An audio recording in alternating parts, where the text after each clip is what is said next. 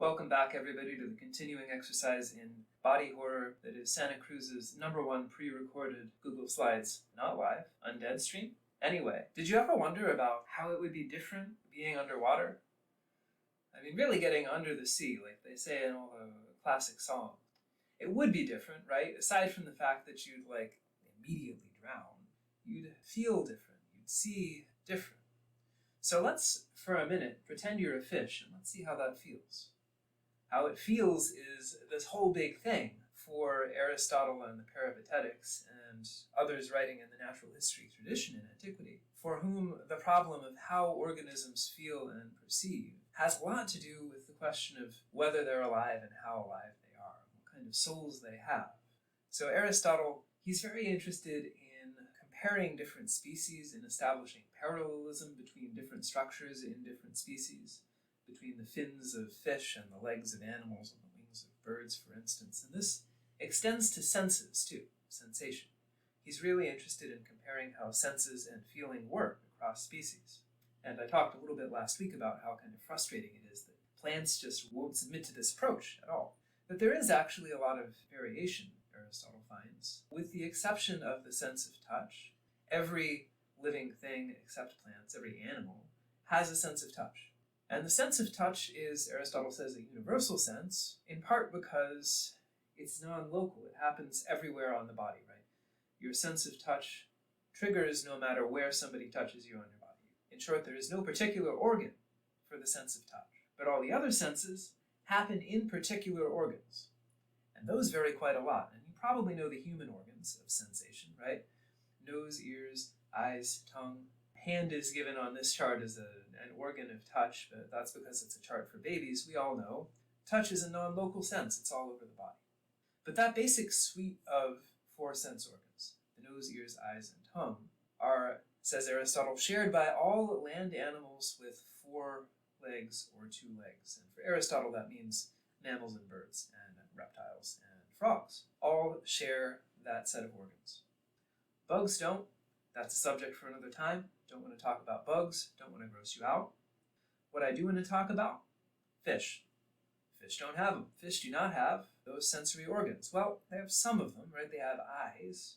Aristotle points out that they're weird, gooey eyes. And they've also got a kind of a tongue. Fish have a tongue to taste with. But they have no ears and they have no nose. Those organs are missing from the head of the fish. So where are they? Aristotle points out that clearly fish can still hear and smell, so how does that happen?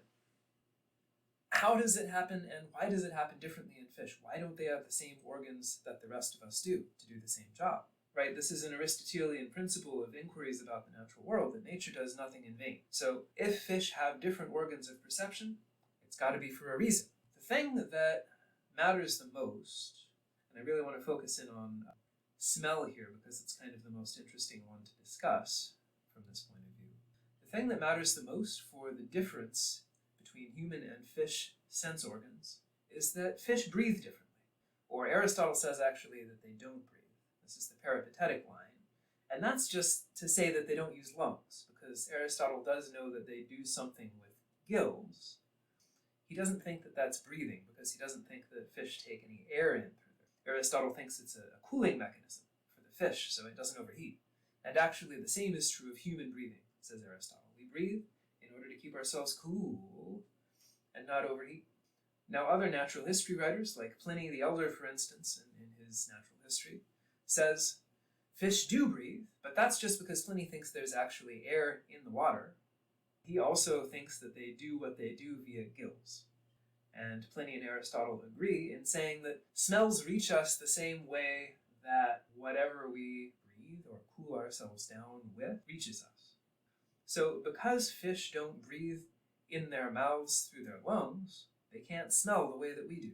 Aristotle says they smell through their gills. The water flows through their gills. They take in smells that way. They just don't have breath. Interestingly, and kind of incidentally, voice also happens through breath. Phone, this Greek word that's usually translated as voice. And because fish don't breathe the way that we do, they don't have pharynxes and larynxes. That means they don't have voices, says Aristotle. They're these stereotypical mute creatures. They can't communicate using a voice the way that humans can, though Aristotle concedes that they do make sounds in various other ways. they can't talk, which you might have taken for granted, but there is actually this physiological, biological reason for it as the peripatetics thought. Well, the more abstract point here, when we're talking about fish smell, which may seem a little bit niche, is that the medium makes a big difference.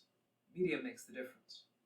Fish senses, this goes for hearing and to a lesser extent also sight, but especially smell, are adapted to the medium in which they live. The fact that fishes live in the water, underwater, means that they have a very different biological realization of senses than people have. They have different sense organs.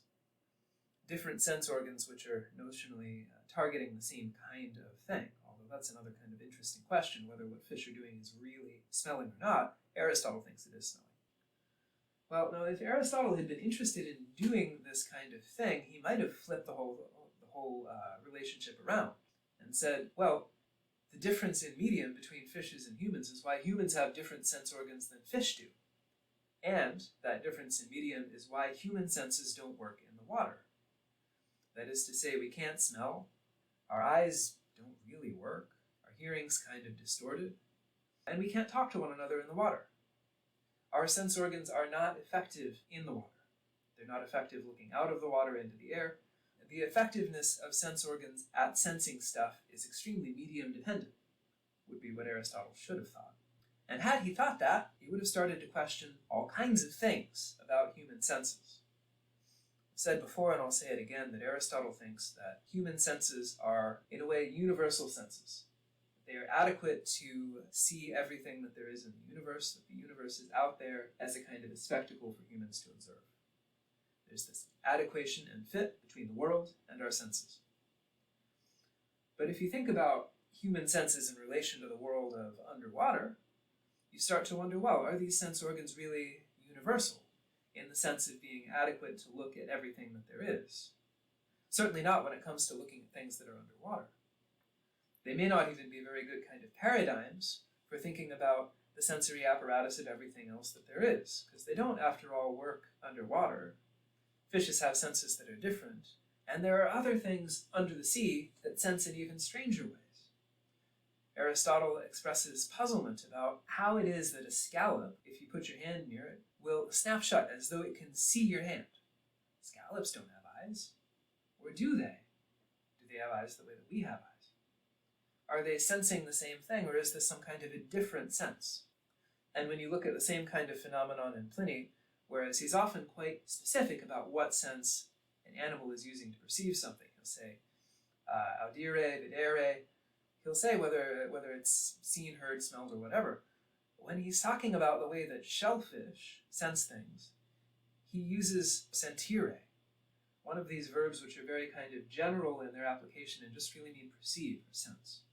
So Pliny also seems to be gesturing at this sort of special underwater sense that shellfish have that we can't really explain.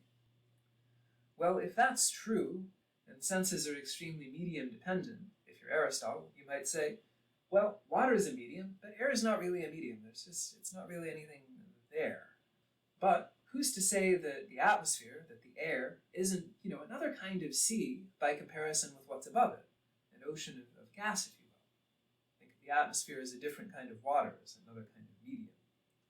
And that seems like this kind of a weird modern thought that depends on an awareness that space exists and a knowledge of what a gas is, for instance.